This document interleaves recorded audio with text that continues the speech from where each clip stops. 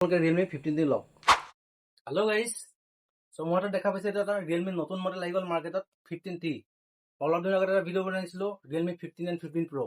সেই মডেলটো যেনেকৈ ফিচাৰ্ছ দিছিলে, এয়াৰ ফিচাৰ্ছবিলাক যেনেকৈ দিছিলে তাতকৈ ইয়াত বেছি এয়াৰ ফিচাৰ্ছ আছে। প্লাছ ইয়াত স্লিম বনাই দিছে, 7000 mAh বেটেৰী দিছে যিটো।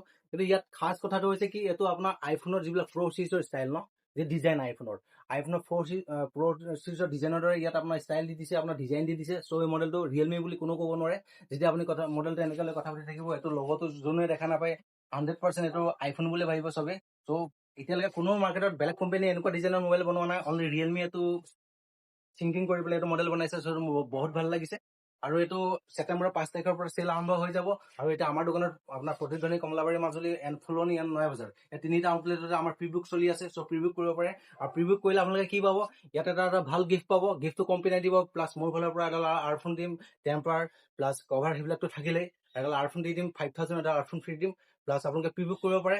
আৰু ভিডিঅ'টো বনোৱা এটা উদ্দেশ্য হৈছে আপোনালোকে প্ৰি বুক কৰক এনে অফাৰটো লৈ যাওক। আৰু বহুত এটা ভাল মডেল ৰিয়েলমি 15T।